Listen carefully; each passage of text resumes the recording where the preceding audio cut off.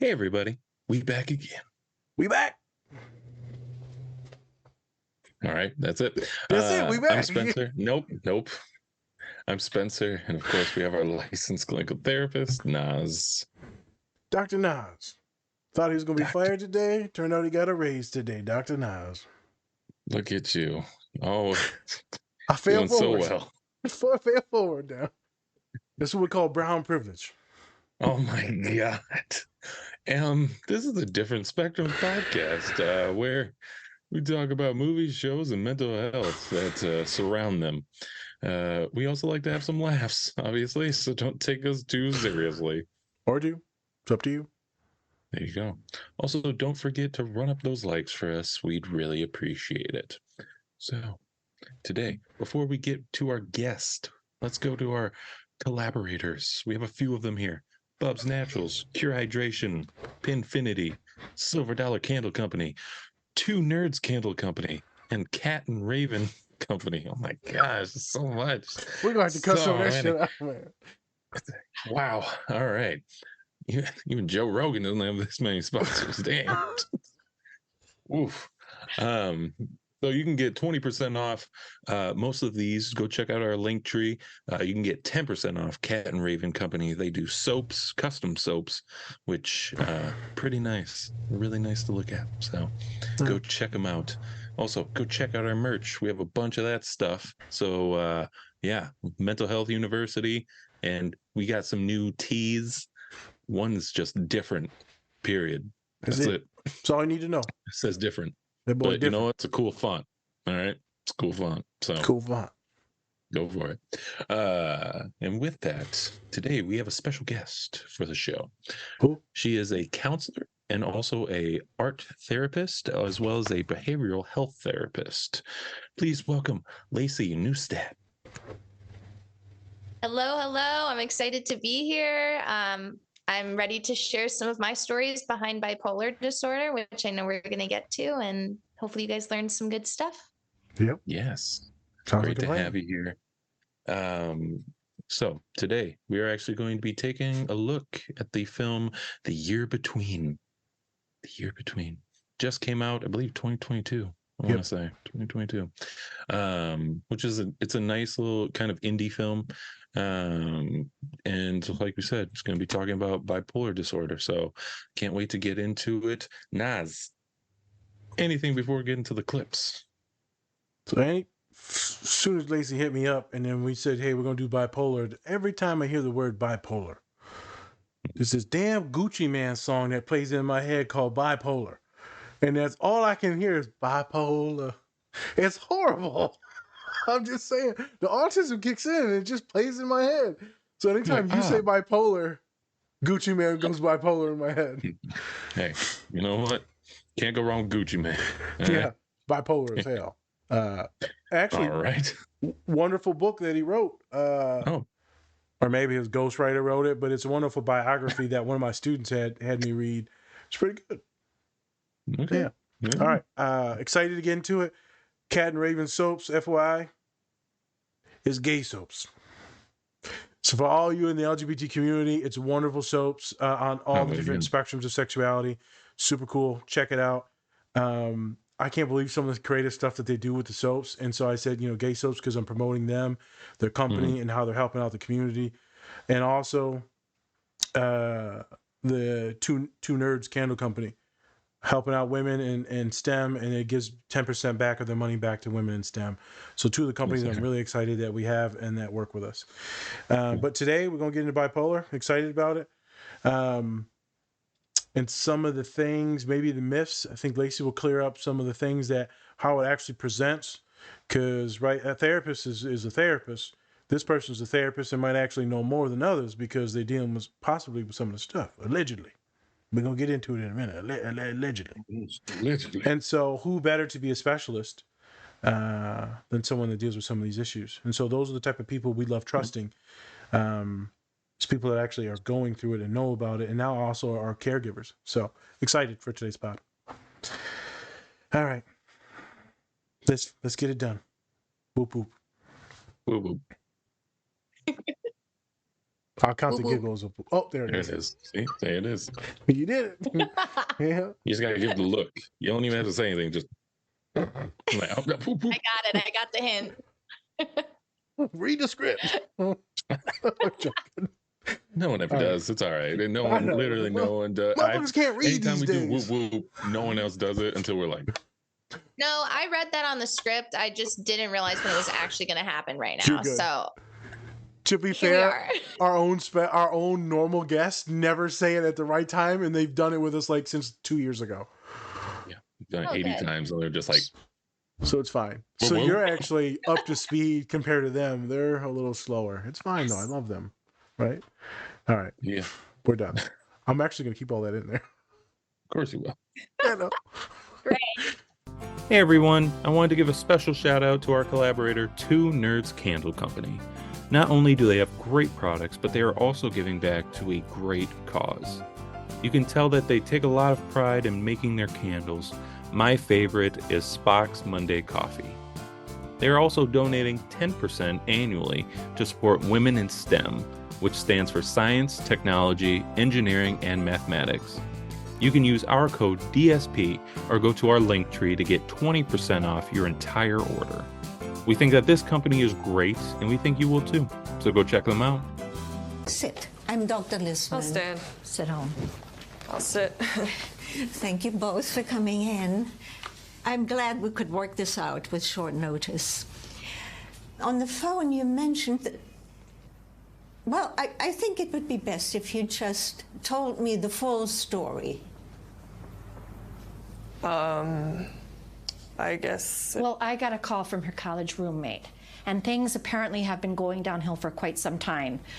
Hoarding, stealing, paranoia, staying up till 4 or 5 a.m., shrieking. Shrieking? She is dead to me. I'm sure that would make it difficult for your roommate to sleep. Clemens, have you ever been diagnosed with ADHD? Self-diagnosed.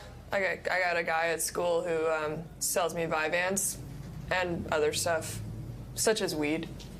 Well, I run a home goods store, so I'm very perceptive about people's needs. And I personally have always felt that she might have a brain disorder. I mean, she's very different from my other kids. Wow. Do you feel like you have dramatic highs? I mean, that last for days.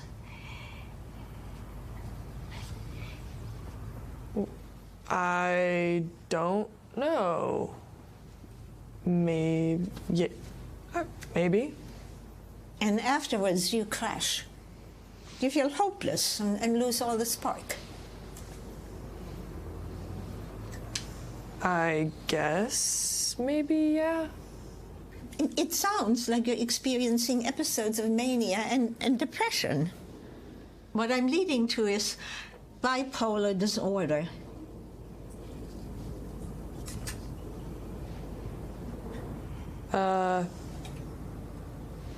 Okay. So what? Why are you being such a freak? Hello? Don't fuck with me. Okay. She's 100 years old. Why should we trust her? Nein, geht nicht. Ich habe eine Patientin. Okay? Are those my shoes? I don't know. They were at the front door. Okay. With medication and therapy, you can eventually begin to feel better. Normal. So, what do we do next? I mean, I just want to be sure that Clemens is listening because she's the one who will be responsible for her treatment. I hear you. With bipolar disorder, some people experience racing thoughts, binge eating, overspending, stealing, delusions of grandiosity. You might feel like you have superpowers. You don't. Bitch. First, you'll want to sit your family down and explain. Your treatment could mean change for everyone. All right, so you got mania and depression. There's basically 2 diseases, but one. So then it's mainly mental? 100% mental, Dad. Well, that's good. At least you're going to survive it. I mean, not necessarily. As a future med student, I obviously know what a mental illness is. There's a medical explanation for why she's a mess. And that's like rude, but accurate. Can I go now? Where do you have to be on a Monday night? Anywhere but here. Thank you all for coming to my TED Talk. We should start you on medication to stabilize you. Miller? I'll start you on 1,200 milligrams of lithium per day.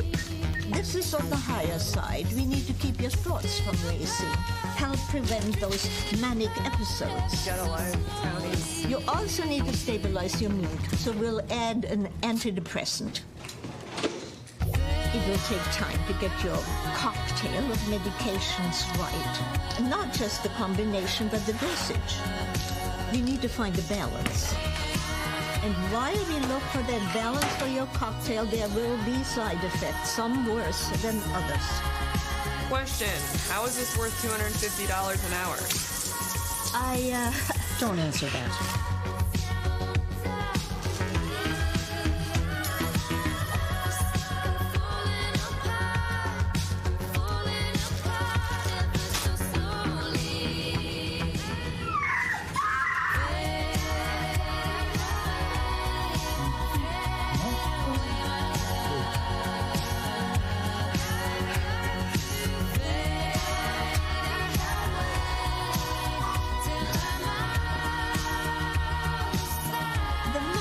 Absolute genius. You describe almost like the episodes of Mania. Heightened energy, euphoria, confidence, a generally skewed perception of your own ability. Yes, that is a lot of bread. And the nausea. Well, let's take you off the Lexapro, then you might respond better. Clemens. It's hard, I know, but we'll find the right balance. It just takes time. Until then, make sure you're getting enough sleep. And absolutely no drugs or alcohol, none. Well, maybe I should just kill myself then. That reminds me, you should start seeing a therapist. Oh, and Don't really know why I need a therapist, considering I've already hired this German woman to run my life.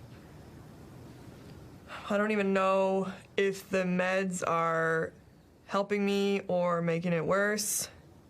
I cannot fall asleep at night, and everyone hates me. The German woman is your psychiatrist? I call her the German woman to take away some of her power. What are you thinking about at night? Well, mostly a novel that is, in some ways, very similar to Jurassic Park, but it explores feminism and is set in rural Illinois. That sounds really good. I know. Have you been taking your medications, Clemens? That's the thing. I missed a few doses, and then I took some other stuff and some study drugs, and I just got really fucked up. And since then, it's all been harder. You have to work at this. You have to. This is never going to go away. And my mom's like dying, so. I'm very sorry. Yeah. Me too. You know, Clemens, for some patients, I do a sliding scale. The work is pro bono, free of charge. I could do that for you, and it would include the past weeks. Everything. Am I stuck here? What? You know? That's up to you. I thought I was getting better. I was doing it, you know, I was. And you have to keep doing it. It's never done. This is life now, Clemens. Be diligent. Said my coworker is super mature and she's gonna be Jeff Bezos by the time I learn how to replace the paper towels. She got a 35. So. What makes me feel like shit? Same. A high school party? Oh my god, I know so many people here kill me. Kill you? How about kill to be you? God, I miss being relevant. These are the best years of your life, and the worst of mine. Hi. We're Beth's friends. Colleagues. We're Beth's ex-colleagues. Give him a beer. No. Do it, bitch. Should I talk to that kid who asked us for a beer? Should I? I think I'd help with him. Like sex ed? Yeah. I mean, that is hot. Oh shit, wait. Dude, is this Clemens? Yo, you came! Oh my god, Beth! Whoa, Carlin! Oh, it's his sisters. You two are the same age. Yeah, we have Cal together, right? She actually lent me her graphing calculator, which was super sweet of you. You're a really nice person. Carlin, I'm pretty sure this is the first time I've ever heard you talk. She talks all the time. She's so fucking annoying. Oh, wait, okay, guys. This is my boyfriend, and... Oh my god, no. What are you... Oh, okay, this is Kyle. That's our fucking brother! Bill freshman shrimp kid over there! Neil! You can't be drinking! Please! You wanna die? Why are you here? Why can't you just leave him alone? Dude, seriously, who invited you guys? Think about that fancy-ass beer in your hand. Yeah, chill, kid. This is a senior party. You're lucky to be here. Seniors only, bitch. I don't know why they're even here, man. I don't know why Well, they're here. challenge me to shotgun this beer. Yeah. You will. Got a little sword. All right. Oh, shit. My sister. Clemens, she's crazy. Like literally, she's crazy, babe. Yeah. Hey, You and your sister, you guys trying to turn out? What does that mean? But yes. He's here, you got cash? Yeah. Like, I know how to smoke weed, but if someone could just hold the thing for me and cover up the hole and tell me when to inhale. Weed. Yeah, you guys ever take Adderall before? Clemens? Oh no.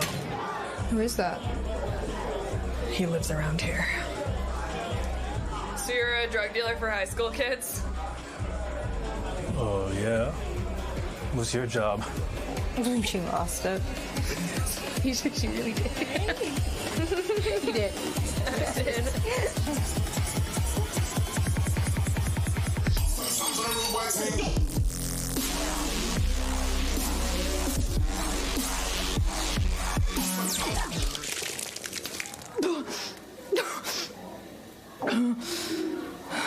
you're so mad at me. Stop trying to talk.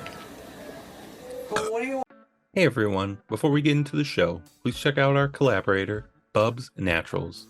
They sell a variety of health and wellness products, including collagen peptides, MCT oil powder, coffee, apple cider vinegar gummies, and other amazing products. Go to bubsnaturals.com and use our code DSP20 to get 20% off your entire order. And with that, let's get into the show. Before we get into the movie, we'd like to know a little bit more about our special guest, Lacey. So please tell us a little bit about you and how did you come across our show? So I am in the field working with ID and DD, adult population, and then there's severe mental health diagnosis, so dual diagnosis. I actually started my own therapy account on Instagram. And when I started that, I actually came across your podcast on an advertisement and then started to kind of do some digging. And I connected with you guys after I shared one of your guys' posts. And that's kind of how we got this whole thing going. And I'm very excited to be here and kind of share my own story behind my diagnosis with bipolar disorder, which I've been diagnosed since I was 16, so about 10 years ago. So hopefully I'm able to kind of shed some light on this misunderstood diagnosis that often has a bad reputation. Yeah. What were those acronyms that you use for the clients that you work with for our people that don't know? Yes, intellectual and developmental disabilities. So a lot of neurodivergent individuals, autism, Asperger's. I do a lot of dementia as well, Alzheimer's. So kind of honestly, everything under the spectrum, literally, is kind of what I work with. So One There we would go. say a different spectrum. yes, a different spectrum. If you didn't know, that's how we used to intro the show. I'm kind of glad it's gone because We did. It was super corny. Hey, But different spectrum. we need to get back to that. Do So let's talk about how long have you been working as a therapist, and yeah, let's go from that, and then let's talk about maybe your realities and how that's impacted your work, and then why you want us to watch the show. Yeah, so I've been in the field now officially from graduating grad school for about a year and a half. Prior to that, I still worked with the same population in my clinical internship. So I guess 2.5 years officially of taking clients as a therapist. And like we said, art therapy is also my background. That was actually my main focus in school. So I use art a lot with my population. It helps express things that maybe they can't speak verbally about, or maybe they aren't able to kind of access within their brain. And it also helps us diagnose, which is kind of neat. Not a lot of people know about it. And then what was I supposed to say? What made you want to go towards this film? Oh, yes.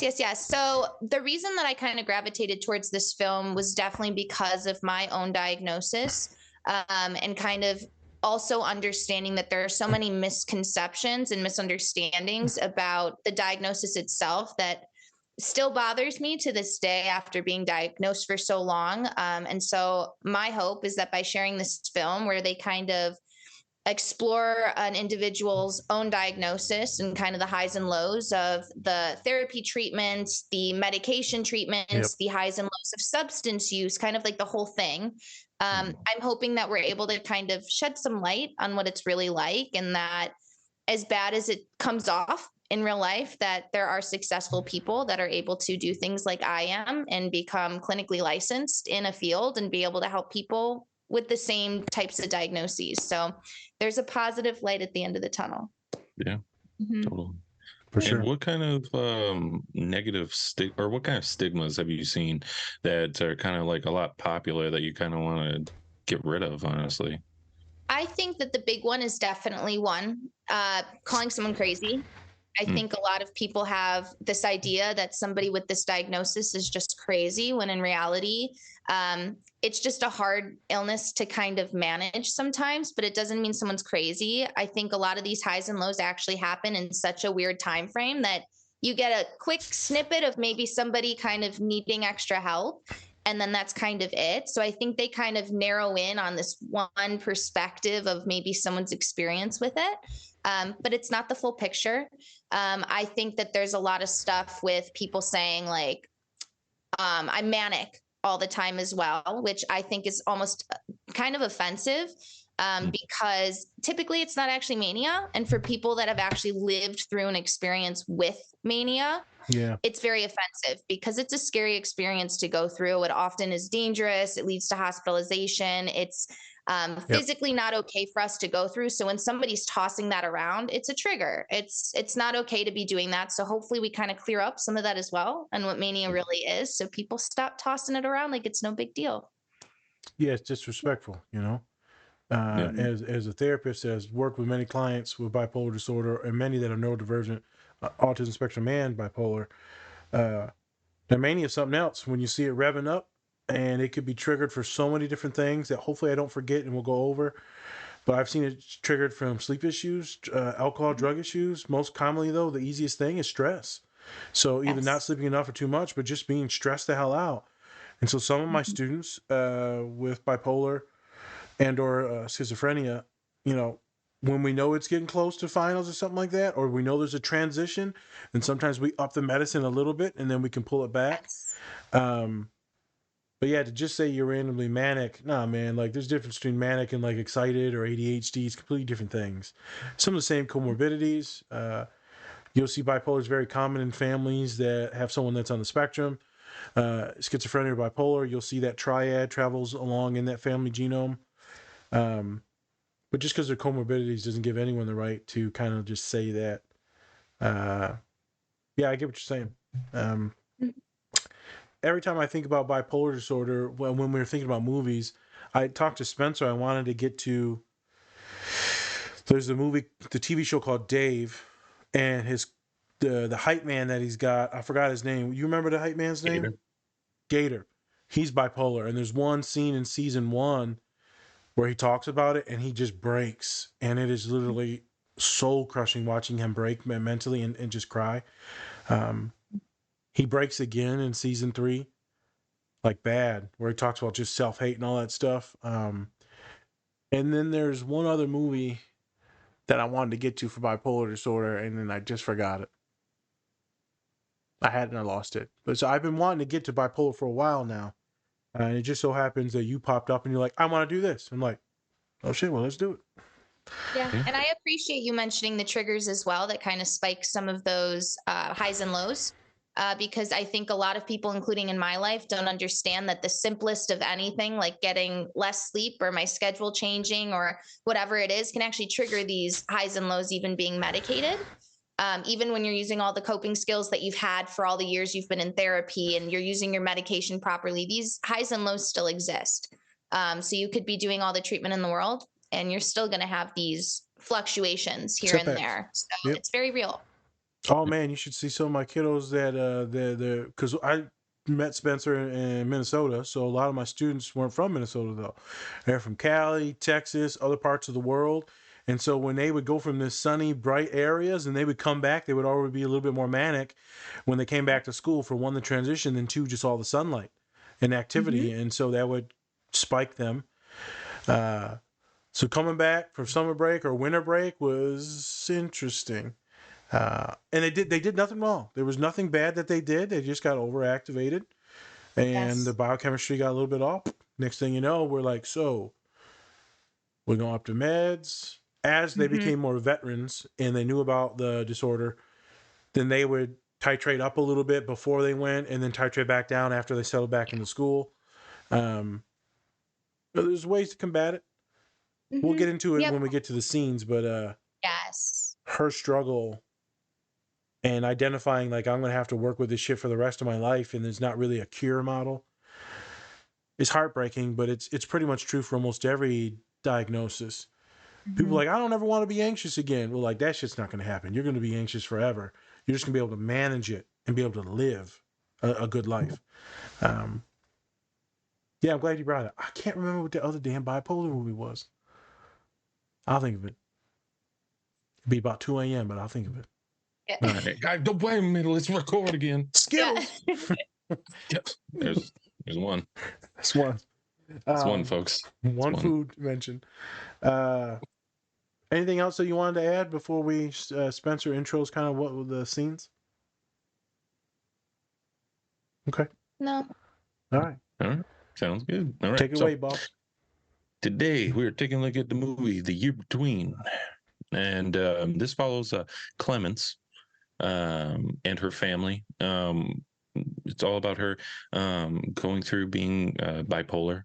And so the first scene that we are taking a look at is actually where she's actually being diagnosed as bipolar. So her mom had to come to her college where she was and had to pick her up. Because I believe she had like a I don't know. She wasn't kicked out. She was mainly taking some time off from school, or her mom. At the end, we kind of find out that her mom was like, "All right, let's just give her a break." And so now she's kind of getting that diagnosis from this German woman, and she's laying out all of the different symptoms of bipolar disorder. And so, and then we also kind of see her trying her medications and seeing the side effects from all of those medications, loss of hair, huge appetite, things like that. And nightmares, all types of stuff. Nightmares. Yeah. So, first question, I would say, as someone who is bipolar, do you kind of see this as like realistic depiction of being bipolar? Yeah, I would say that a lot of it is pretty spot on. I think obviously we have to remember that everyone's experience is very different. Right.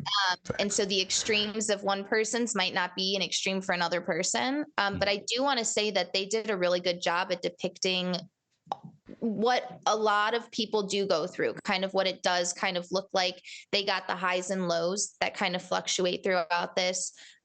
They got kind of the substance use part as well, which is a big trigger for those that have this diagnosis. And so they also portray her kind of getting off her medication because of that, and then kind of going back downhill. And I think that's a really important aspect too, because a lot of individuals will start medication and they'll start to feel better and they'll start to use substances again and take themselves off medication because you're cured. I don't need this. I feel good. And then you go back downhill. And that's a very real aspect of, I think, any mental illness, but as well as bipolar, because you're up and down all the time. So when you feel stable, you're like, I don't need this anymore. And it's scary. Right. Mm-hmm. Yeah. Yeah. Nice. Yeah, go ahead. Feel like it's pretty accurate from what I've seen. So some folks aren't going to have some of those symptoms from the medication. Some folks, side effects, I mean, some folks won't experience some of the symptoms of mania or dissociation or whatever, drug abuse, gambling, stealing, but you might not have that. So you may not, you may have some severity of it. It's going to be somewhere on that spectrum. And so it's good to keep in mind, as Lacey stated. If we're just looking at that scene, I just think about all my clients, specifically students, that do medication for this one, for this and schizophrenia, but specifically for this one because, you know, a lot of these are downers. Medication, they help you stabilize, but they make you very groggy, many of them. And then there's a cocktail, and you got to change the cocktail over and over and over. I like to call it more of like a Chex Mix because it's a lot of different things and variations. And it can change over time. And one small little fluctuation can have you having horrific side effects. And I don't want to scare anyone away from medication. But, you know, you could have some outbreaks and some stuff. You could have, I've had people had little loss of sight, inability to control their hands are shaking or their jaws get locked. I mean, I've seen some stuff. And then you adjust it, you go back down, you move it, and eventually you get to a good stage. But when she was losing her hair and having the nightmares, she has some sexual dysfunction issues later in the show. It's all very real reasons on why my clients don't want to take the medicine. She even states in that first clip, well, I can't do no drugs or alcohol. Might as well kill myself.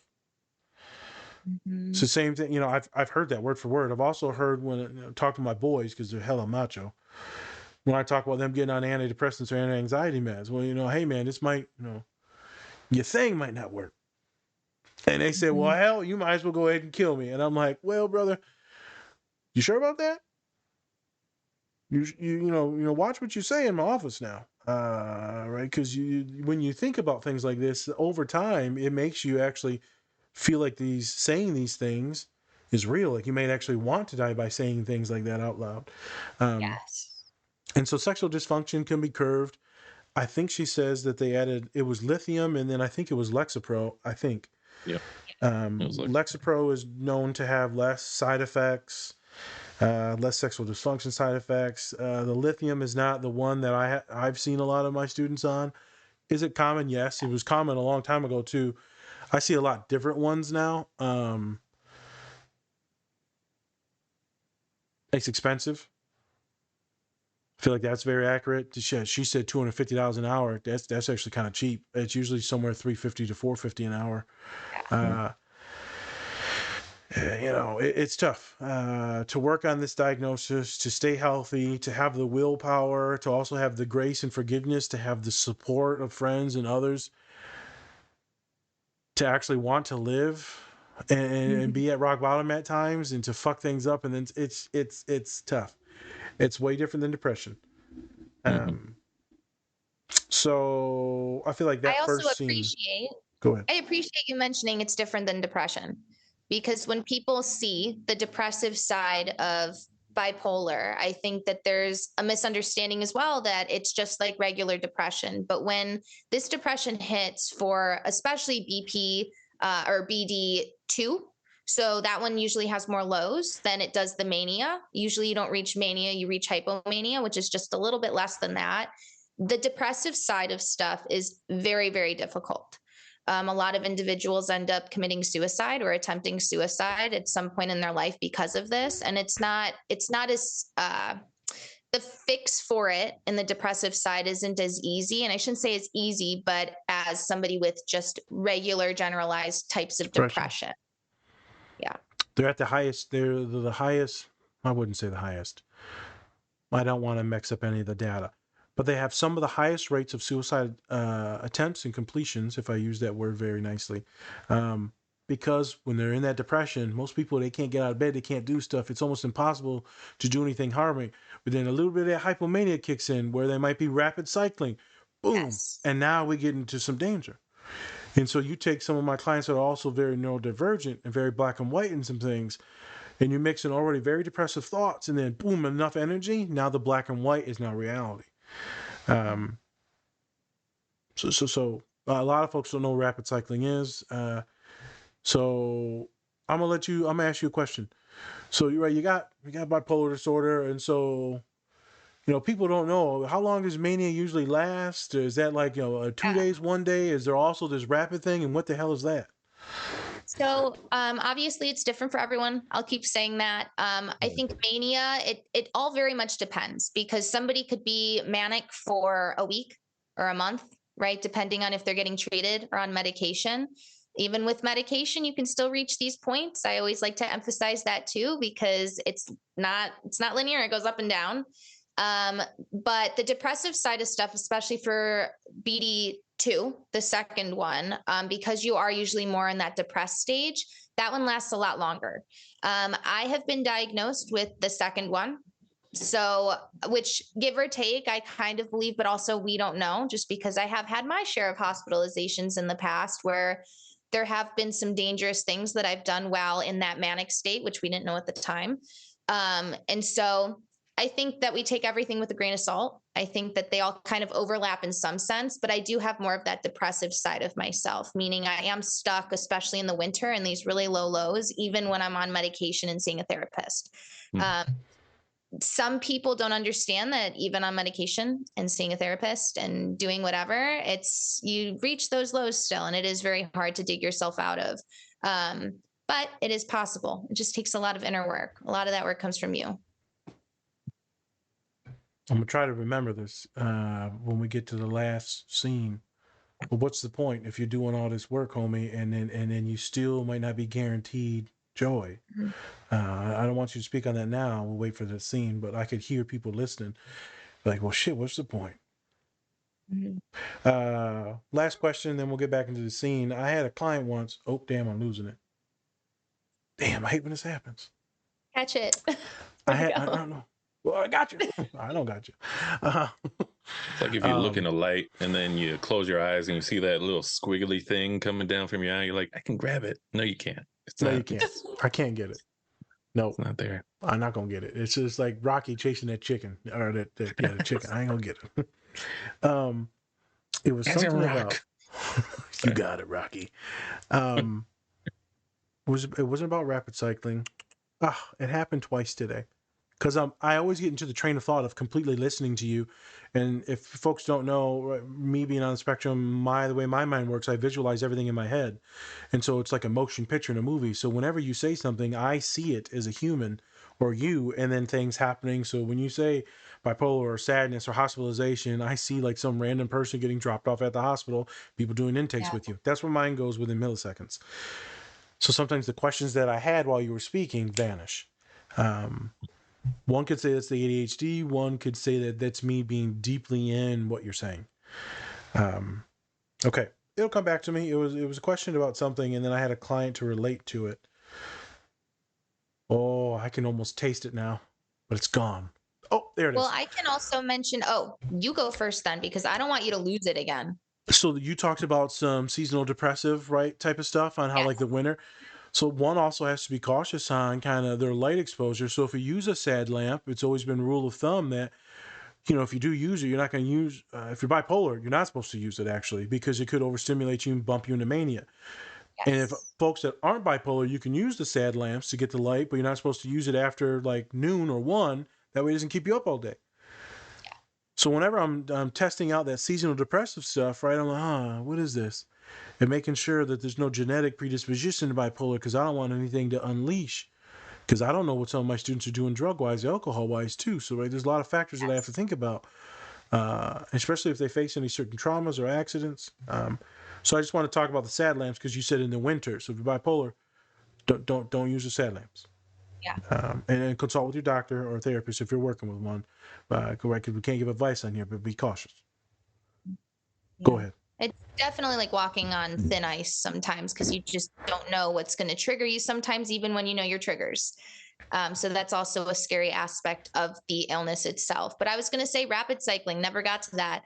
So rapid cycling is typically when somebody cycles a lot faster than normal between hypomania, depression, mania. Typically it's between hypomania and depression, because those highs, those really high manic things don't always happen. They happen longer term. Typically hypomania is the one that most people reach up and down. And when we're cycling, rapid cycling, it's just exactly how it sounds. Someone might cycle multiple times throughout the day. They might display more depressive symptoms while they're actually manic, or vice versa. So it's a very confusing state to be in, because you might feel like you have a lot of energy, but still be really depressed, or the other way around. It's a tough thing to kind of grasp. And I think it's also tough for other people to grasp too. So, yeah. Good. Thank you. So this thing was good about diagnosing, and she was like, "Well, I don't do all that shit." And she's thinking, "And I ain't got no super, or you got superpowers, but you don't actually have them." She's like, "You bitch." So with you, if you're okay at sharing anything, whatever you feel comfortable with, what are some of the symptomologies that you noticed at a younger age that you're like, or maybe that some people pointed out that you're like, "Damn, something's different here." Well, I started having depression symptoms probably in high school, like early high school, where you're kind of like, nobody else feels this way. Why do I feel this way? I'm alone. And it kind of spiraled out from there, where I started engaging in some really not so great behaviors, including substance use, which I'm very open about. I'm now sober, so I don't use substances like that anymore. Obviously, when you're in that stage, you don't realize how negative it can affect bipolar. But once you're out of it, you think a lot more clearly about stuff. But a lot of my symptoms were definitely, it was the substance use. It was a lot of the depression. So it was a lot of kind of feeling not good enough, feeling like you don't have energy to do stuff. The mania side was definitely that dangerous behavior. It also presents as OCD. It presents as the anxiety. I have anxiety. I have OCD as well. Those are comorbid diagnoses to bipolar.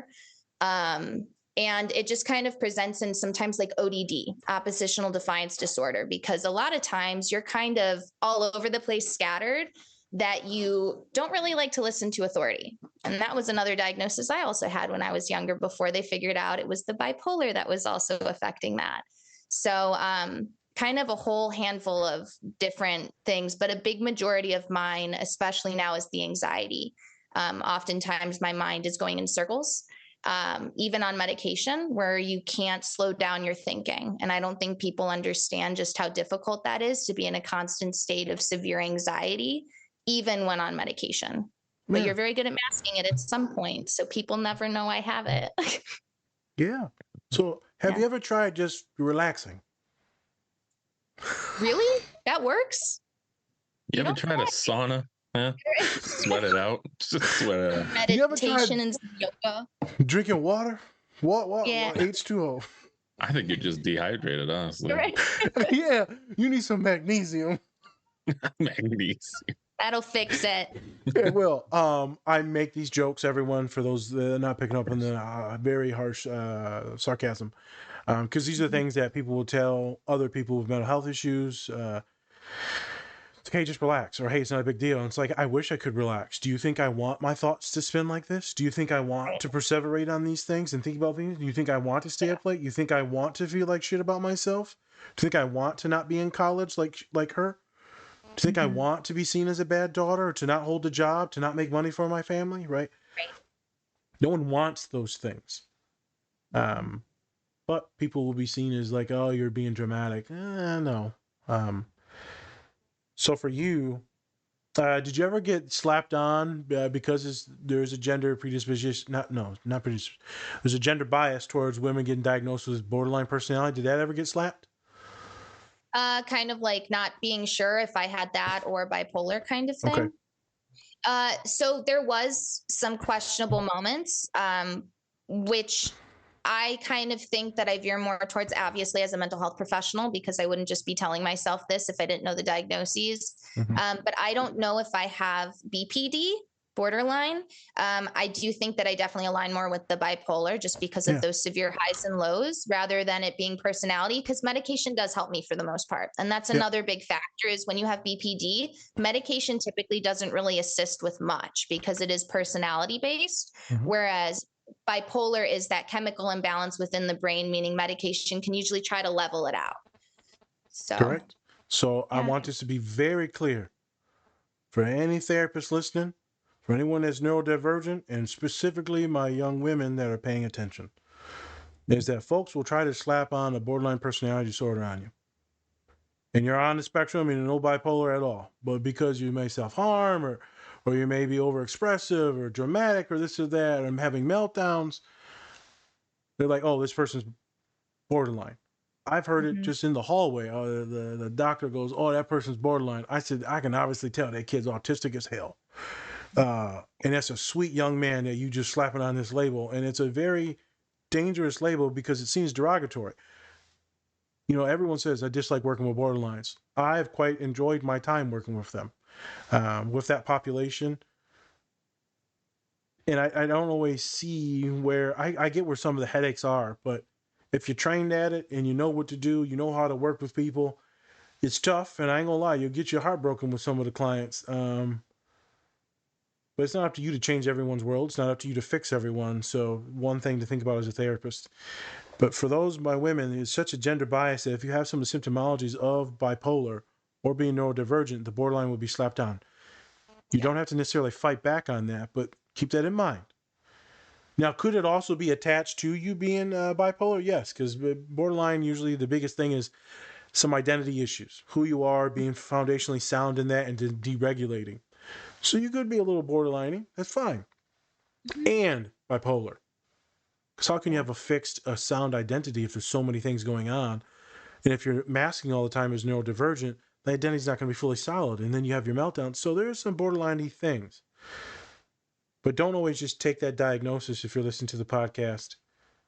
Listen, talk, ask some questions, right? Think about the mood dysregulation, medications, like you said. Just want to make sure that's clear for folks. Because it's one of the biggest pet peeves of mine when the therapist is like, oh, they're borderline. Don't worry about them.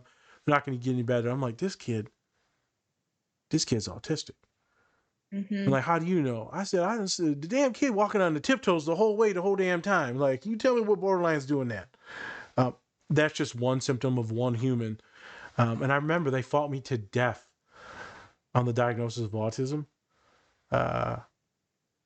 And eventually they agreed with it. And they opened up about a lot of different things with me. And I remember I got them to get hospitalized. First time ever. She trusted me. You got to stop slapping labels on people, man, and meet them where they're at. Show them some respect instead of just pathologizing everything. You can pathologize anything. I was talking to a human the other day about just something random, some small things. And they said, we can pathologize this. But I'm like, brother, this is just normal shit that people are anxious about. All right. I'm off my soapbox now. I just don't like the gender bias on the thing. I want to make sure that's clear because a large population that listen to us, 25 to 44-year-old women identifying LGBTQ, neurodivergent. So just want to make that clear.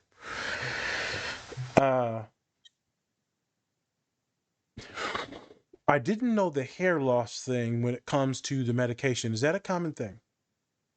So it can be. I will say from experience, when I take a shower, sometimes even now, I will have clumps of hair that come out. I do have a lot of hair on my head, so I'm fine. But it is shocking, I think, for some people that even friends of mine that have kind of seen that kind of aspect of stuff happen where they're like, man, that doesn't happen to me. And I'm like, well, when you're on such heavy medication, for this diagnosis, because typically you're on more than one. I'm on two medications right now, morning and night, and it does play a big factor in hair loss, as well as kind of the symptoms of being tired all the time, or the restrictive binge eating cycle, which I tend to go through as well seasonally, which is kind of, it's annoying. All of this stuff, I mean, it takes a lot of work to kind of get through, because like we said, it's kind of comorbid with a bunch of different other diagnoses. So you're not just battling one, you're also battling all the other symptoms from the other ones.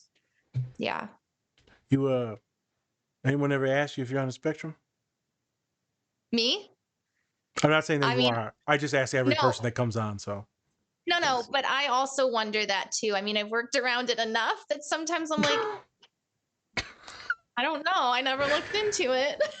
Well, Dr. Nas is here to tell you. Everyone that comes on the podcast, autism. Diagnose me. No, well, it can be free. But there's just so many comorbidities and things that you've stated and said. I mean, and some of the things that I identified with, the ODD, the depression when I was younger and all that. And then you find out the ADHD, then you're like, oh, I'm autistic. And that's what was going on. Oh, got it. The other day I walked into I was in Washington, D.C., Spence, and I walked into the Natural Space Museum. Oh, yeah. I was like, oh, hell no. There's kids running around and screaming. There's people everywhere, man. That's like, you're supposed to spend 8 hours in there. Me and Slim got out within an hour and a half. I sat down and I was like having a panic attack. That sounds like me.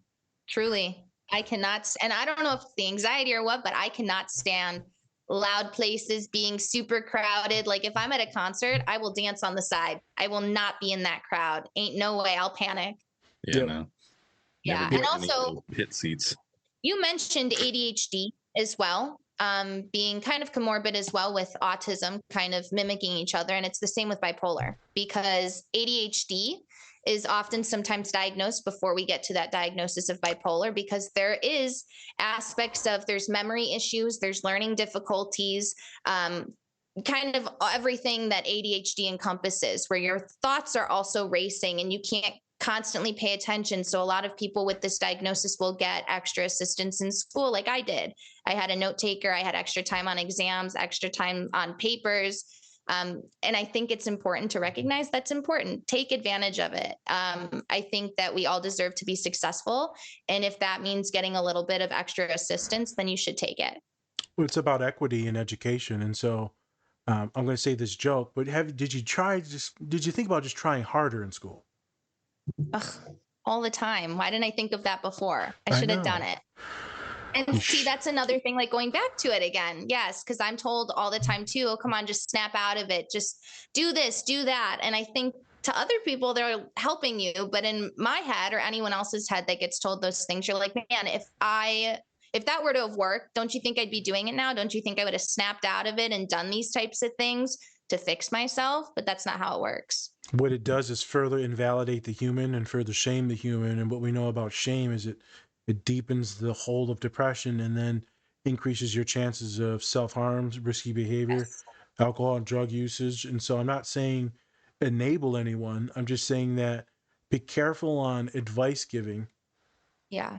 And if you want to do something, do what I've been doing my best to do for the last 2 to 3 years with friends and my groups that I lead. So ask for consent first. Mm-hmm. Even in relationships, when I'm working with married couples or partners, do you want me just to support you right now? What are we looking for? Or you want some advice or solution focused, or you just want to just kind of sit here and just be pissed off? And then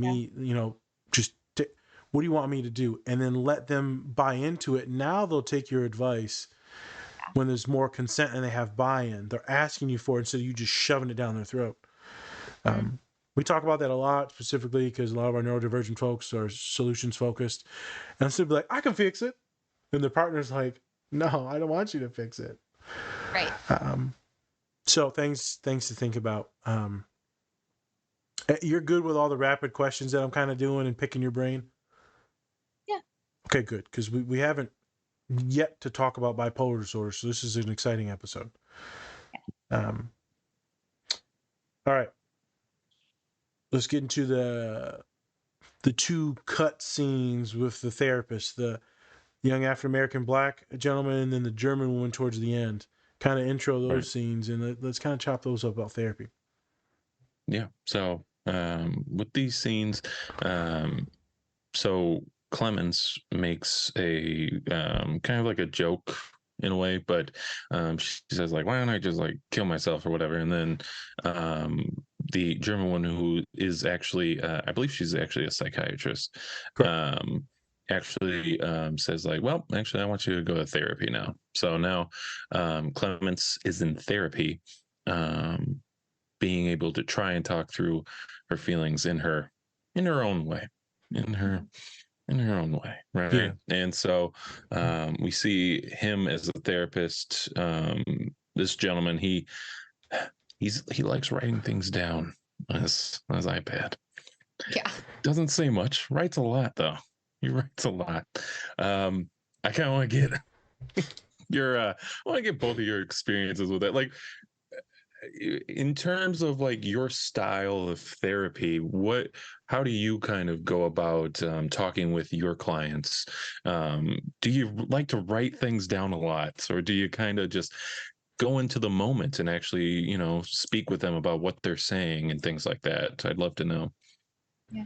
Well, I know for myself, when I first started in the field, taking notes was very hard as well, just because you're kind of having to process so much different stuff. But it was helpful to start out. I think as you get more experience and you've talked to enough people and kind of sat in sessions and listened, you build up more of those listening skills where you don't have to constantly take notes. Because don't forget, we're seeing multiple clients typically back to back, and then we have to do our case notes at some point throughout the day, meaning some of those sessions might blur together, which is why I think some people take notes. But once you get the hang of it, like I don't take as many notes now because I can differentiate and remember the important parts of a client's session. Yeah. I tried to take notes and it went horrific. Can't listen, can't pay attention. I just can't do it. I can't do both. And my brain doesn't work like that. The only time I will take notes is when I'm in the intake.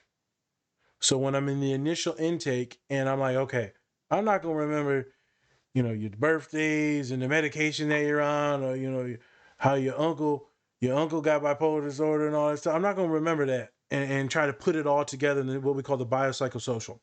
So that stuff, some of the peripheral stuff, like, how many siblings you got, are you more connected to your mother or your father?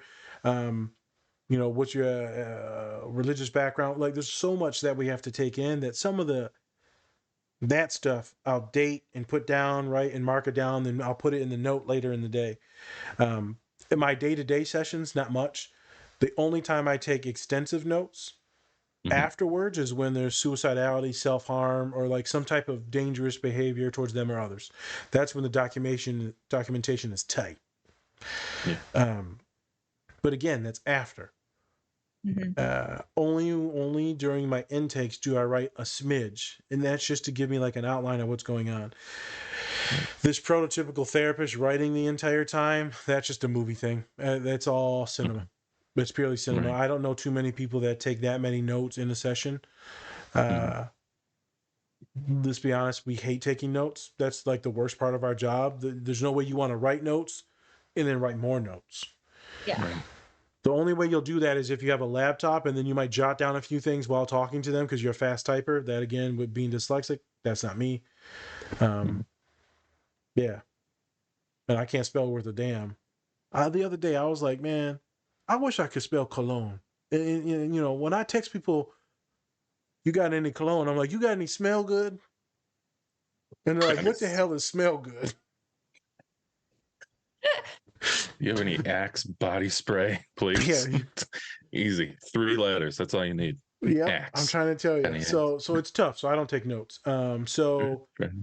But his personality and stoicism, or just parroting and reflecting, we talked about in the last podcast with Anna, on how that's kind of like a thing. And it's not mine. More rapid questions. And I'm trying to get deeper under the layers, and pick at it. Lacey, you talked about, you've got some clients that don't talk much, and when you're working folks on the spectrum, very common. But then I also got some folks on the spectrum that just talk too damn much like me, and then I have to cut them off. So as you get your swag, your confidence about you as a therapist, you get better at just cutting people off, and you get better at prying things out of people. Yeah. The key is what makes them talk. And that's when you start looking at special interests. Yes. So is it video games? Is it art? Is it music? Is it shoes like Spence? Is it murder toys, dolls like Lacey? Oh, I thought you were just gonna say murder. I was like, wait a minute. Yeah, right. Not me. I'm not into murder. But I Not mean, yet. not yet, right? Okay. I feel like them toys are tricking you into it. You know what I mean? It's like how rap music's poisoning the black and brown community. You know, it's making us crazy. Yeah. That was a joke, bro. That was a joke. I just don't understand why it's got like 3 teeth. I know. That's what I was about to say. I was like, damn, like couldn't grow more. Shit. Do they get knocked out? Do they get shot with something? Does it just like gnaw with its gums? Like I feel like it's worse. That's creepier than the teeth. I'd be like, just bite me. Jesus. So quickly, Lacey, where do you buy these at? These ain't at Walmart. Etsy. No. Amazon. Etsy all the way, because you've got to support other artists. Supporting local business. Supporting all the scary things. I'm about to call the FBI on them and all your friends. I'm joking. Dexter 2.0. Yeah. Hey, right, I got a bunch of stuffed animals too, and people are like, you're going to end up killing people one day. And I'm like, I guess we'll find out. Yeah. With a stuffed animal. They were found with a Oscar the Grouch. Yeah. That's my signature. It's like, take a picture and a thumbs up. For all of you that listen to crime podcasts and murder podcasts, I'm sure you're fine with this conversation. For those of you that are very visual like me, I do apologize. Because I know you might visualize some of these things and be like, what the hell, Nas? Like, it's fine. Yeah. Try not to. Yes, try not to. Also, that doll was the worst thing you could have showed me. It was. And here it goes. Oh, that's worse. That's so much worse. That's like a clown face too. It's a clown and a scary doll. Like a scarecrow clown. It looks like real hair too. Yeah. There used to be this show. Uh-oh. It's not Toy Soldiers, because that was fun. Toy Soldiers is good. Was fun, but there was this other. I looked it up a while ago, and it was when they all these little puppet marionettes thingies, and they were all. It was a horror movie. All these little puppets. I forgot what it was called. Puppet Master or something like that. I don't know. Probably. Oh, my dad used to have I think it was actually a Pee Wee Herman puppet. And my sister, it was before I was born, so my sister would get freaked out by the little Pee Wee Herman marionette doll just sitting there. Nope. Couldn't do it. I get freaked out with like shadows and stuff to this day. Like sometimes I'll hang my shirts when they're drying on the microphone here, and like I'll be in the kitchen getting some food, and I'll walk back to my room. I'm like, damn, it's just my shirt. Yeah, I can't. I'm too jumpy, man. Fair enough. All right. Fair enough. So this scene, you know, they're with him. They're trying to get some therapy. They're like, I don't even know why I need therapy. Yeah. I'm like, well, you need therapy because you wilding out. And people love you and they want you to get help. And it looks like you want to get help. Otherwise, you wouldn't have showed up to this damn appointment. So she's avoided. And even though she acts like an asshole most of the time and sarcastic most of the time, she cares a lot about her life, about her family's life. And you see that throughout the entire film. And you see the shame throughout the entire film. So you may see that with a lot of clients that are bipolar, other diagnosis, that, you know, nothing's wrong, everything's fine, I'll figure it out. You know, maybe you will, but also seeking support would probably be the faster route. So that's what I thought about in there, the resistance. Also, no, I would have fun with a client like them because, you know, I'd be talking some shit. And they like to talk shit, and they seem kind of ADHD, so I'd be having some fun with them. And then at the end, I would hit them with, this is what you got to do this week. This is the plan. This is the medication, right? I would strategize with them as a team. But I know we would be having some fun and talking some shit. So maybe that wouldn't be helpful for them because maybe they just need to talk and they need someone to wait them out. But I wouldn't do that. I would lure them in. I got you now. Very funny. That's what I would do. But I don't know. Lacey, have you ever had any individuals that were just like extremely resistant and not like neurodivergent, just kind of shy, but just like resistant? Yes. And that's difficult too, because oftentimes as well, you have to determine if they're even ready for services too then, because if somebody's not willing to put in the work and talk, we're not any help, right? Because we're here to guide you and kind of help you progress into your life. And if you're not talking, what's our purpose, right? Because we don't know you until you kind of engage with us. So yes, I've had resistant clients that I've had to determine if they're eligible for services or if we have to put them on a wait list or come back when they are ready to talk. And it's difficult sitting in a lot of silence sometimes as well. I'm good at that. I'll sit in silence and make it really awkward until you want to say something. I'm not the best with it. It happens. You got to talk at some point. It's true. I'm not the best with it. Now, if they're being little turds, well, then I'll make them sit in it and I'm cool with that. But, you know, I like to get my money's worth if I'm intrigued. Because it's always like a challenge.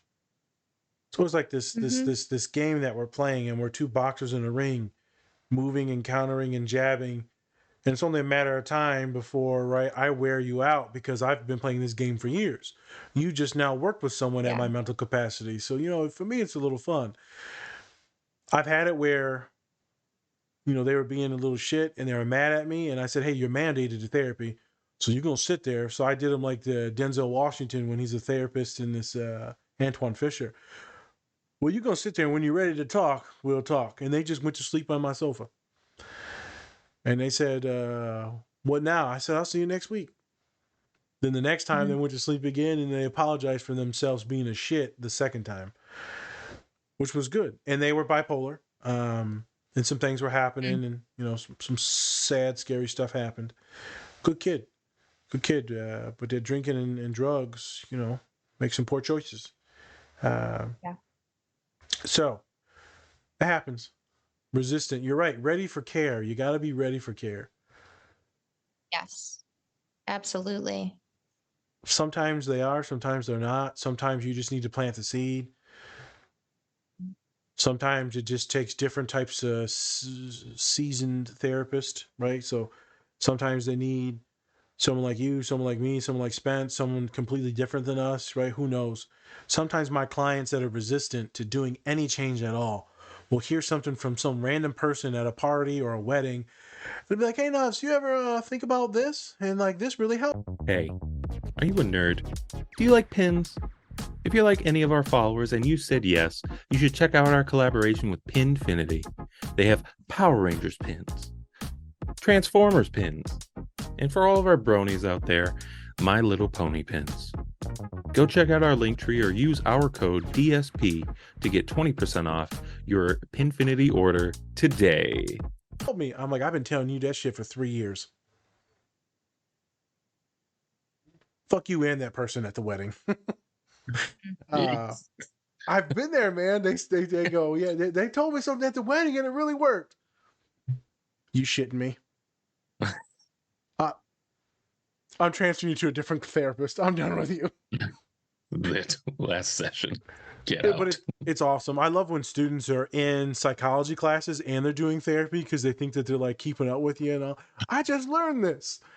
I'm like, okay, you're not schizophrenic, but you know, I'm glad that you're learning stuff. I just learned how all parents are terrible. Well, you know, facts. True. So, what up, Pops? Oh my God. All parents are terrible that I'm currently living with and right next door. Yep. And there goes Grouch. I know. I saw it. That was Dad. Yeah. He does not agree with your sentiments, even though he's in his trash can. Yep. So there's that scene. And then there's the other therapy scene, which was the German woman. So talk about that real quick and let's talk about that. Yeah. So this is after Clemens found out that her mom has cancer. Also, after this party that she went to, that we're going to get to in a little bit. And if you don't know, she shaved her head during the right in the middle of the movie, right in the middle of the scenes that we watched. So it's like she has hair. Oh, she doesn't. There you go. So she decided to shave her head, and she actually did a pretty good job. I'm not gonna lie, she did pretty good. I couldn't do that. Nope, wouldn't even try. So now the therapist. So after Clemens was, drinking and then also taking Adderall, she finally, and actually before I get to that, I will say that before the party scene, she actually stopped going to her psychiatrist and also stopped going to her therapy session as well. Maybe it was just like a little prelude to her going to the party. She was like, I'm not even gonna bring this up. I'm not gonna talk to them about it. It's just not gonna happen. They're not gonna talk me out of doing this, right? And so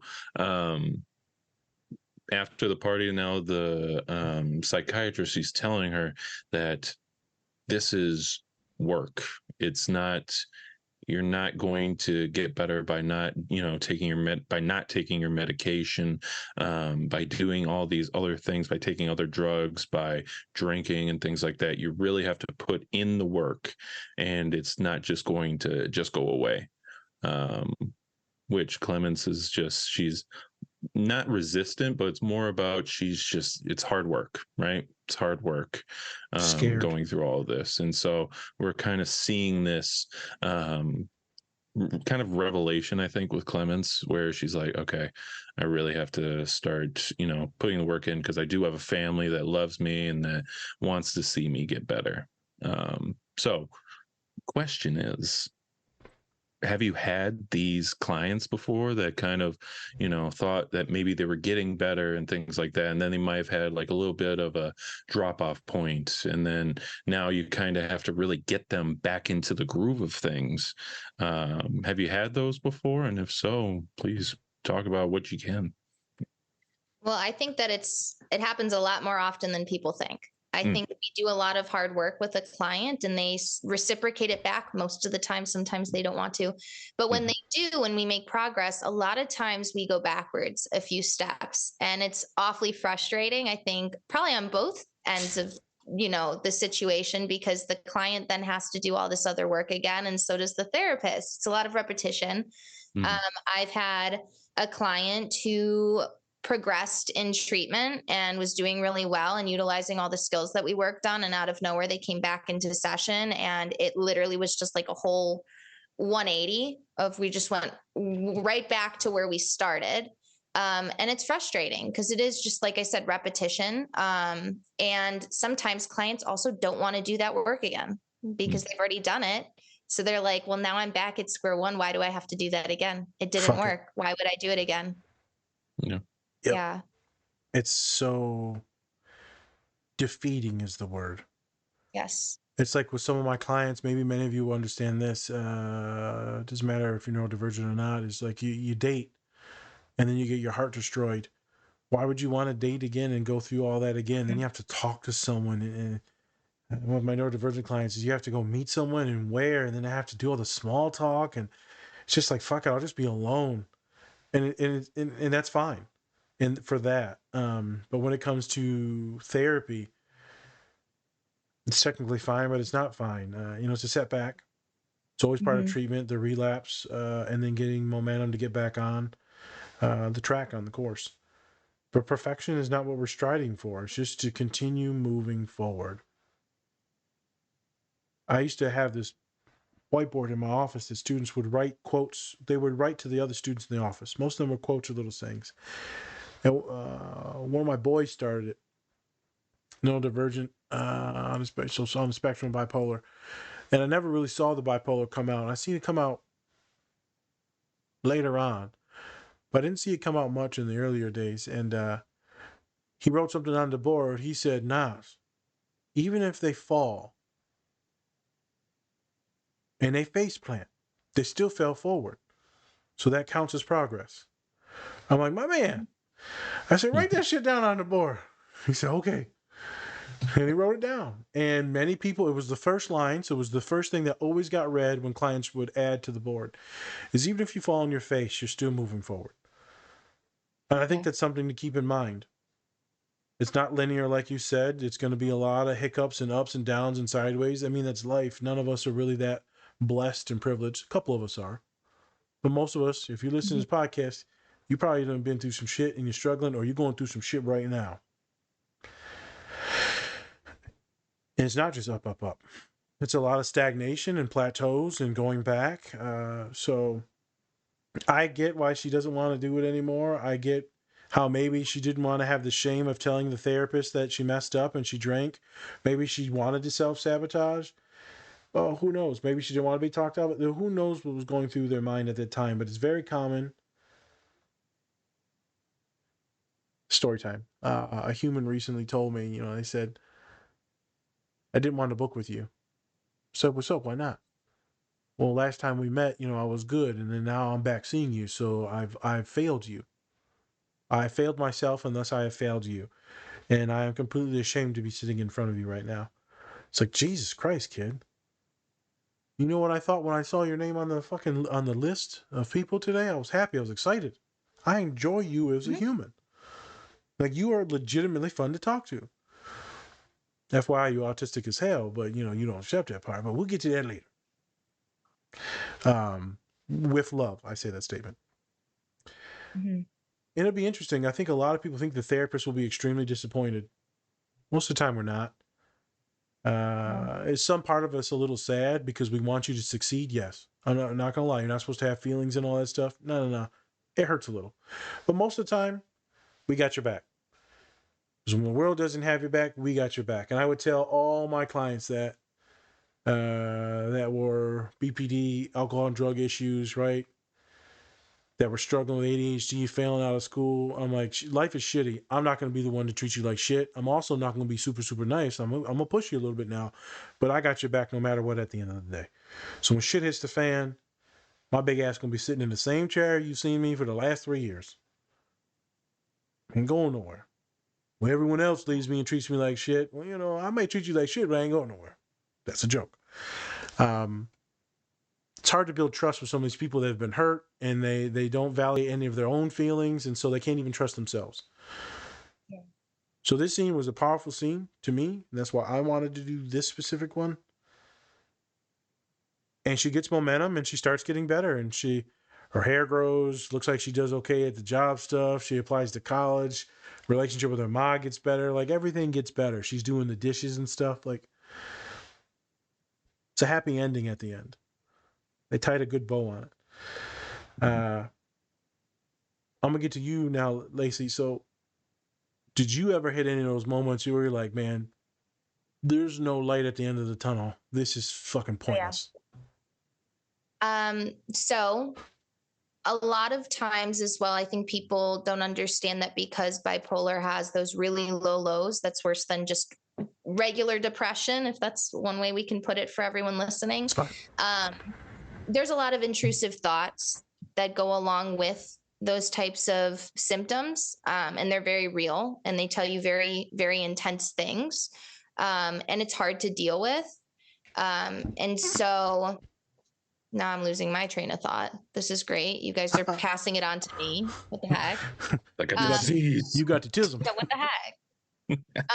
Okay, so yes, I've had my own fair share with struggling with the whole process as well of being seen for therapy and needing to take meds. Even now, when I have to up my meds, which I've become very okay with. I think it's important if you start to notice that you're being higher than normal or lower than normal, even if it's just because of stress or a change in life, tell your psychiatrist, have them up your dosage for a little bit. It doesn't have to be permanent. I just upped mine and it's helping me a lot, but you have to be the one that initiates that. And it's still sad. I think it's sad and scary sometimes to just think like, wow, my meds keep going up. This is my life. I'm going to be on 50 pills a day with how this is going. I can't believe that there's no cure for this. And I have to constantly do this work. And so I want people to know they're not alone in those thoughts and feelings. And I think this goes for a lot of other diagnoses, but I know that a lot with bipolar, it is a lot of work. It's like twice the amount of work because you're now dealing with all these comorbid diagnoses as well as the highs and the lows, which some people only have the lows in their life, right? With depression, or maybe you're anxious. So maybe you do some of these impulsive stuff.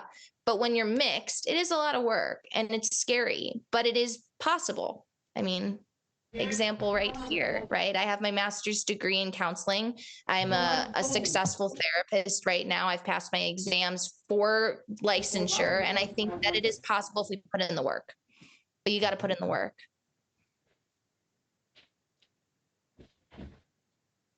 I'm trying to think on how to word this to be careful and protect you. So what helped you get out of some of your lowest moments? I don't want to know the lowest moments, but what helped? Was it friends, family? Was it music? Was it, you were going to school and thinking about helping other people? Was it you trying to prove the doubters wrong? Like, fuck you, I got this.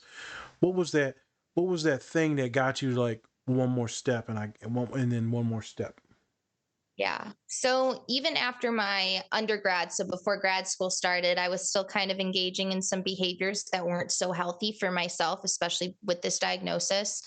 And just like you said, being able to help others actually led me to where I'm at right now. Once I started grad school, I kind of took that step back and did a lot of inner work and dove deep in myself to kind of see where I was at so that I could help others in the future. Because if I wasn't helping myself, I wouldn't be able to help others. So if someone came to me with similar issues, how am I to give them advice if I'm not taking it myself? So I did a lot of inner work and I stopped doing all of the things that I was doing in the past. And I sat with myself and dealt with my feelings for a while. And I think it made me more comfortable to sit with these feelings and accept them for what they are, even if it means I'm sad for multiple days at a time for the same situation that I know isn't true. We're allowed to feel those things. And I think it helps us grow as well. But that's kind of how I ended up where I'm at now. And obviously seeing my clients helps me continue to do that because I'm also witnessing, and I don't want this to come off in the wrong way, but I'm witnessing some of those lows that people are experiencing as well. We take on a lot of that stuff. It's hard work. And so with that being said, I might leave sessions feeling really drained. I might leave crying one day just because we are taking on a lot of emotions. Same. And so with that being said, we have to take care of ourselves at the end of the day too. So as hard as sometimes this job is, it helps you with some of that self-care too. Okay. Good.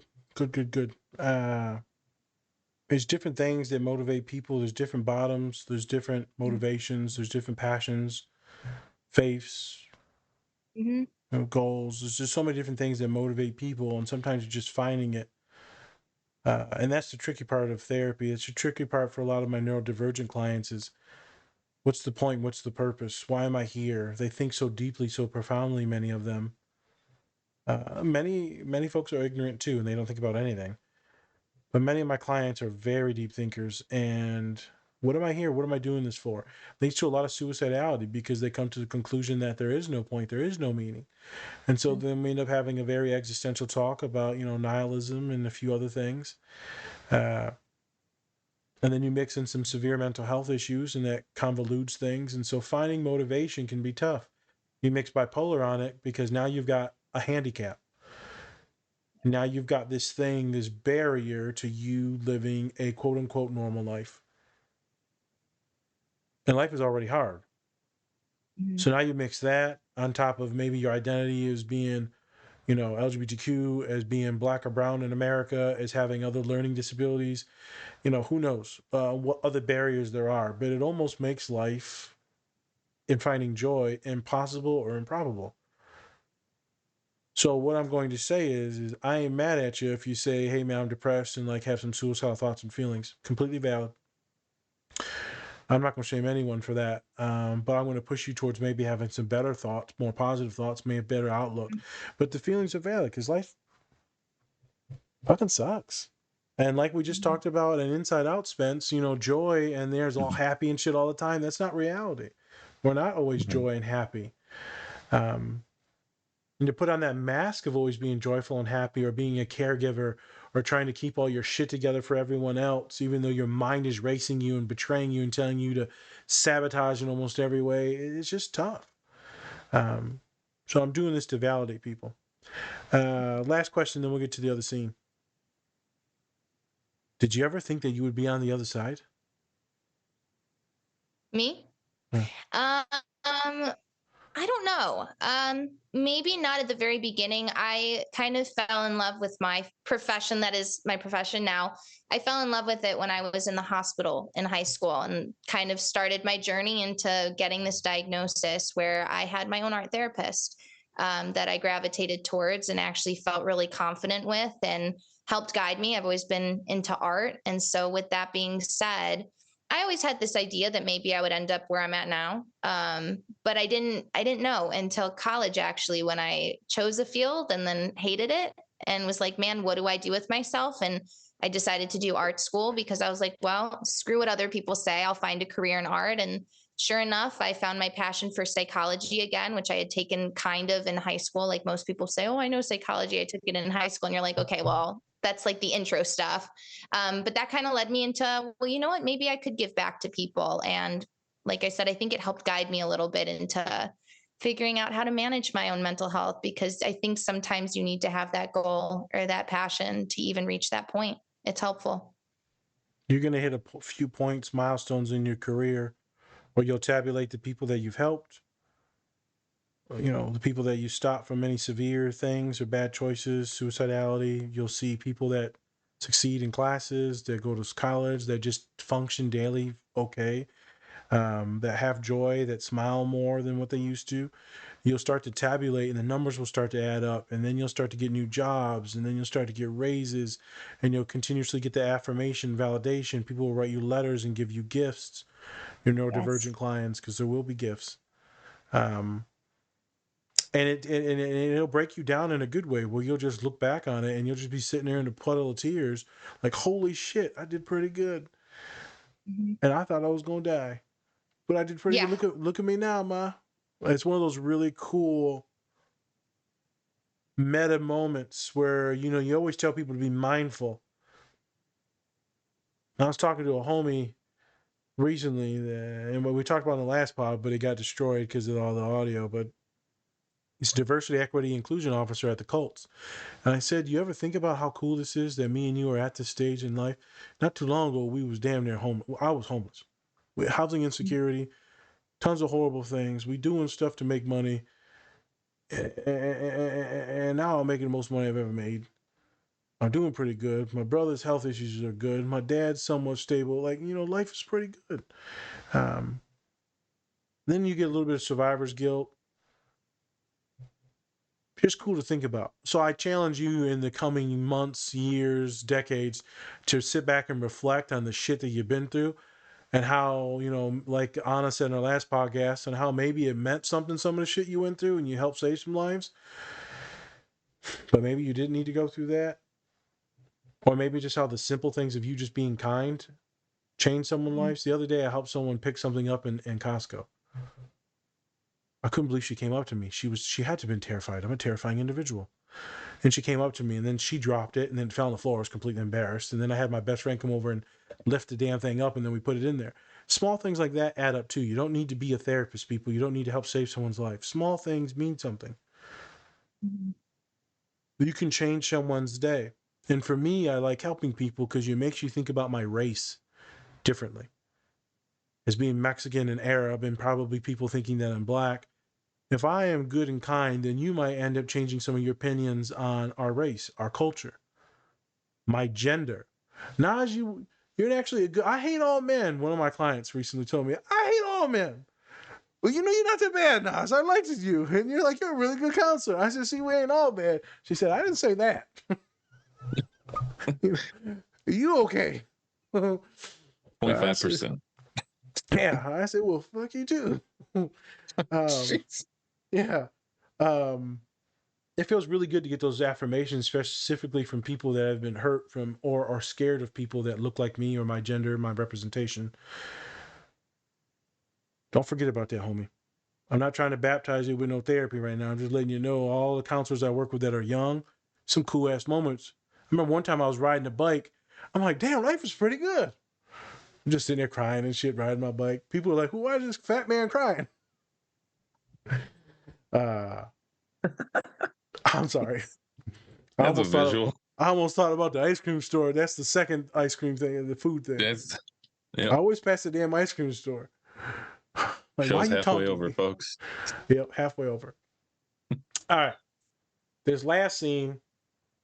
Yes. I'm gonna let you take the lead on this. Well, Spence and then Lacey will take the lead on this because this is a more powerful one about substance use. Mm-hmm. Right. So, like I said before, Clemens was not going to her therapy and her psychiatrist appointments, and probably stopped taking her meds as well for this party that one of her co-workers was having. And so she brought her Clemens brought her sister along, and then they started drinking, and then she met up with this guy Ashik, who is a drug dealer. He does the drugs, and so now they're taking Adderall at the party, and now she's really kind of just spiraling, and probably hitting a low right now. And so it's interesting, right, of having this moment of she's not taking her meds, and then also now she's taking other drugs and then drinking pretty heavily too. So really kind of puts it into perspective of how easily you can kind of go down that lane, right? Either to fit in, or maybe she was nervous and started drinking that way too. Could have been, maybe. But yeah, very interesting scene, especially like you said, when it comes to substance abuse, things like that. So I thought about her stabbing the damn beer. So, Jesus Christ. That also did not know how to shotgun a beer. That's rookie year type of stuff right there. I don't even know if I was ever able to do that though. Yeah, I've never tried. I can shotgun a soda. I think I shotgun once. I remember it was the beer bongs where you get the hose or you get the funnel and the hose. Yeah, I remember doing that with a 40 ounce of some more liquor. I didn't wake up the next day. I did 2 of them. 40. Yeah, well, I'm a big boy, and we was putting it down. There was also some depression that was going on because we was going through some shit back then. I had just freshly gotten kicked out of college, and and arrested. So there's some stuff. My boys' parents, going through cancer, so it was intense. But we were drinking, and I hit them 240s real quick. The Steel Reserve 211s. Ooh, god damn! Tastes like straight up dog piss. Malt liquor. Mm-hmm. Oh yeah. Good old times. But yeah, I never did the shotgun thing, but the beer bong thing was a thing. That was a thing. And I'm too damn big to do the keg stand thing, right? So I think I did it once, and I was terrified. Yeah, no, like they're gonna drop me. They gonna drop me. I'm already too stupid for you to drop me. All right, sorry, I cut you off with story time. Did you have a question that you wanted to lead in? Spence? No, just kind of like, what are your thoughts, and like what would you say to clients that are kind of going through that kind of substance abuse and things like that? Obviously you can't give advice, but like, what would you caution towards? Well, I think that something for the start is ADHD medication, typically like an Adderall of some sorts, is actually a trigger for bipolar mood shifts. And like we said, sometimes you're misdiagnosed, especially females at a young age, with ADHD instead of bipolar. And so they'll put someone on these medications. And that's also kind of where some people get the diagnosis, because they realize, oh crap, it's making things worse. And that's why. instead of it controlling your thoughts, it actually makes them cycle faster, which is wild because you think it'd do the opposite. But something that, so I don't work with substance use with my population. Since they are residential group homes, stuff like that, they don't really have access to those things. But I think something important to note is just exploring with a client why it is that they're. Hey, this is your co-host Spencer, and I'm bringing you a special message from our collaborator, Silver Dollar Candles. They have great scents to go with great messages, just like Best Dad Ever, True Crime and Chill, and my personal favorite, When This Candle Is Lit, Give Me That. You can also make your own candle and message that fits you. So go use our link in our link tree to get your order placed with Silver Dollar Candles today. Gravitated towards these substances, explore the benefits and the cons, right? That kind of stuff, because I think sometimes people don't understand these things until it's discussed, like the cognitive side of things. But definitely exploring what is it that's gravitating towards these things, because there's probably typically other things that you can be doing that will give you that same satisfaction and feeling that you haven't probably tried out yet.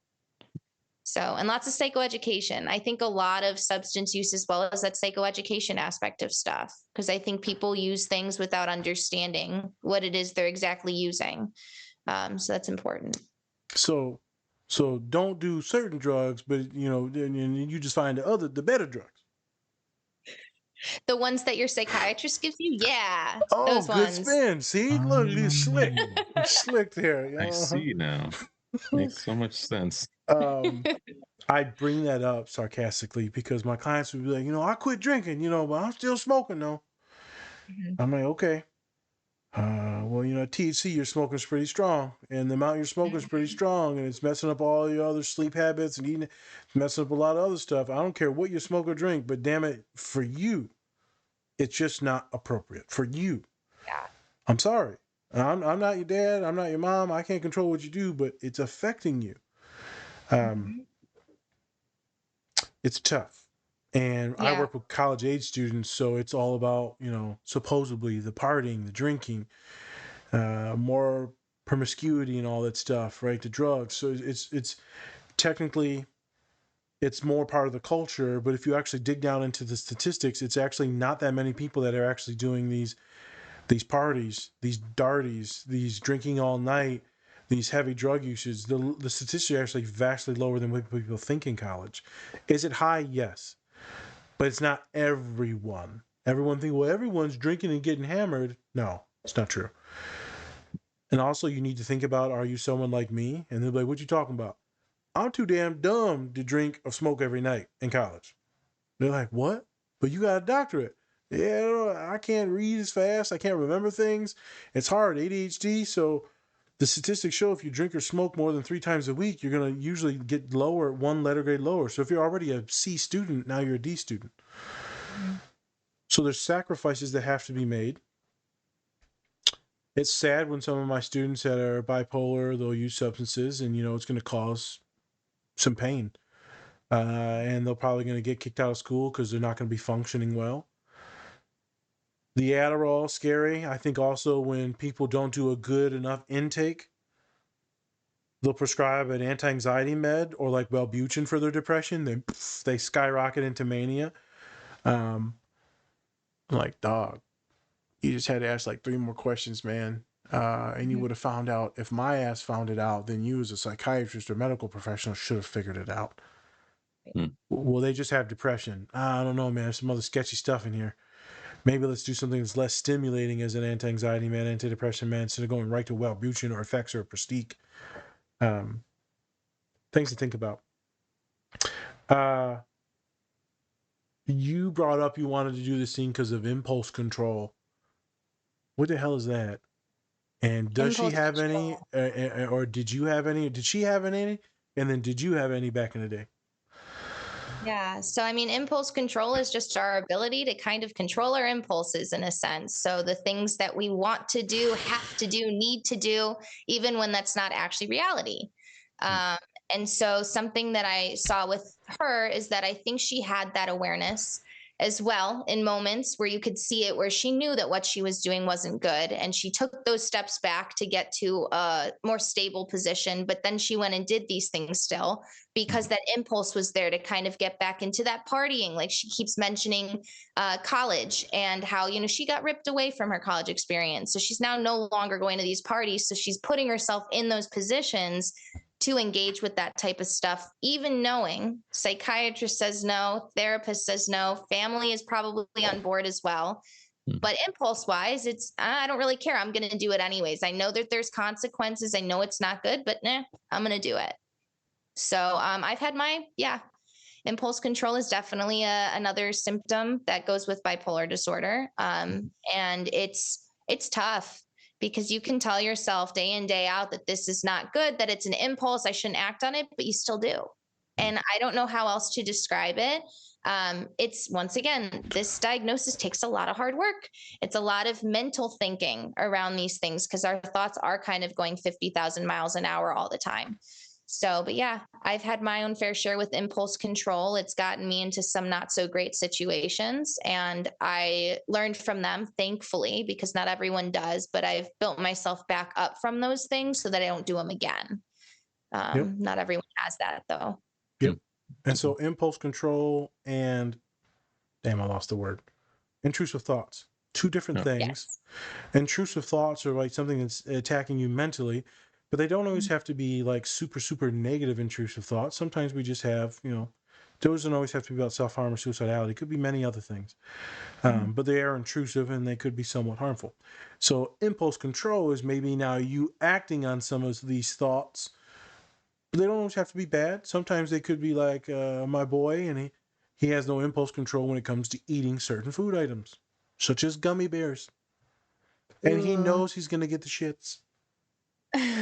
And yet he eats half a box of like 200 of them. So it's about 100. Whoa. That's a lot of gummy bears. Yep, it's intense.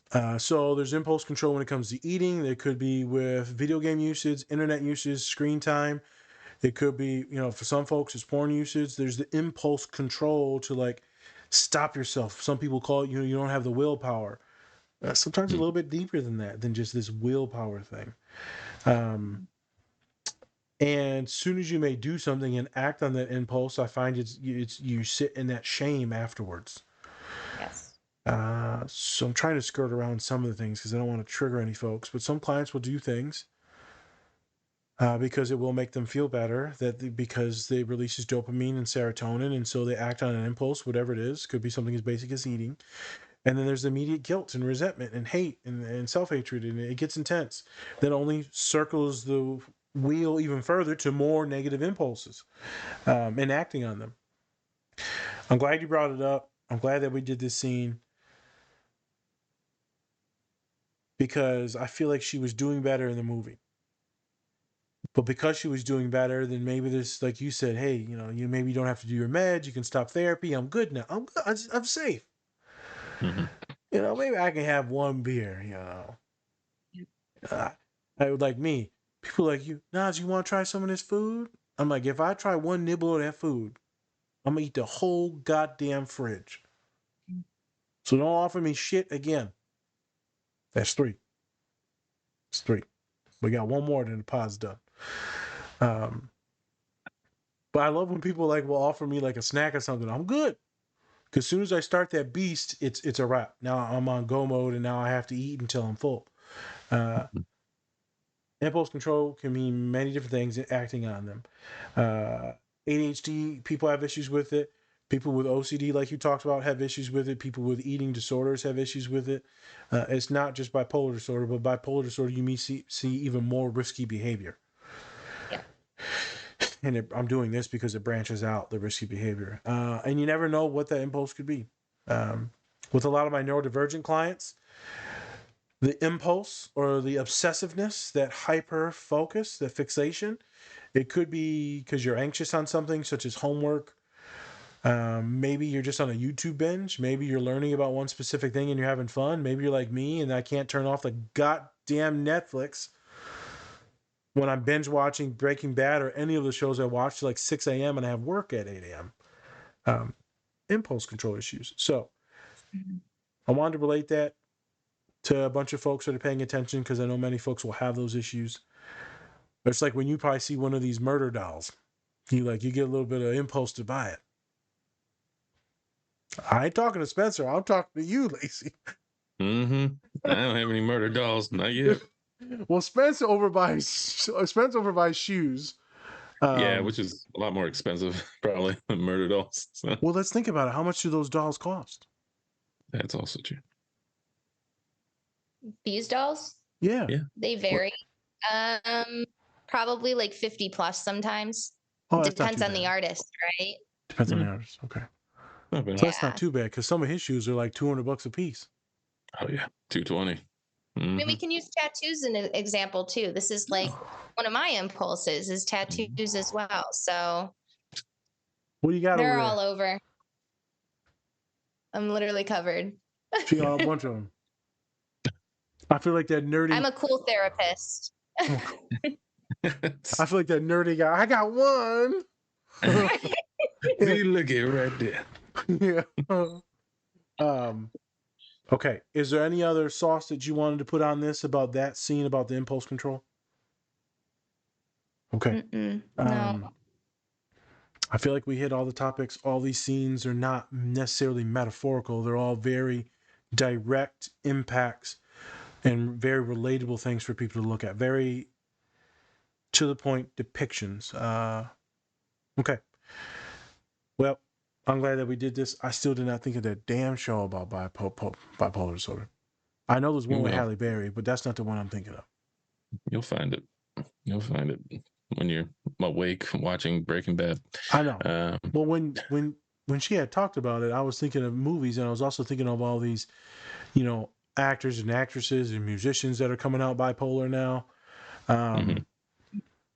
And I used to show a lot of my clients that were bipolar. The actress, she always plays the black mom in most of these movies, and I cannot remember her name right now. Viola Davis? No, she was on a lot of Tyler Perry movies, but she's also, I think she was in Grownish. She was the mom in Grownish. Blackish. I was like, what? Blackish. She was the not the mom, but the grandmom in there. Oh yeah, I know who you're talking about. So she has a wonderful reel about bipolar disorder. I will try and put that up as a reel because it is quite wonderful. She talks about so many different things that she went through in her acting career. All right. I appreciate you coming on. Hopefully you ain't too tired. Yeah. You good? No, I'll be. I start at 10 a.m. tomorrow with my first client, thankfully, so I can breathe a little bit in the morning. But I appreciate you guys having me. I'm definitely going to come back on at some point if you guys will let me. Yep. We'll see. I don't want to come back anyways, so. I didn't mean it, okay? Yeah. No, I was trying to be nice, okay? Oh, you're trying to be nice. Oh, that's what I need. It's not you, it's me, Nas. You know what? I hope one of your dolls murders you. I'm sorry. God damn it. Now I'm like, this is because I said that, I'm like, it's gonna be one of the nights at the museums at my house. I'm just waiting for them to take over my room. They will. It's gonna be like Toy Story on like it's gonna be Five Nights at Freddy's. That's just all Sesame Street just coming at me. Yeah. Oscar Graps is just gonna be choking you out. Just again, much appreciation. Right. I'm glad that you were on the pod. I'm glad that we finally got to this topic. When I think of the other couple ones, I think I might toss those at you as well for bipolar disorder. Yeah. And then maybe we'll do like a crossover, some other comorbid issues. They will come to me now that I've got to see your essence, your presence. Other things will come to mind now when I see them in the future. Again, it's exciting that you're young in your career. I think it's a blessing that your clients have you. I'm glad that we had you. I think a lot of clients will enjoy this podcast. So I appreciate you. Yes. You ain't shit, but I appreciate you.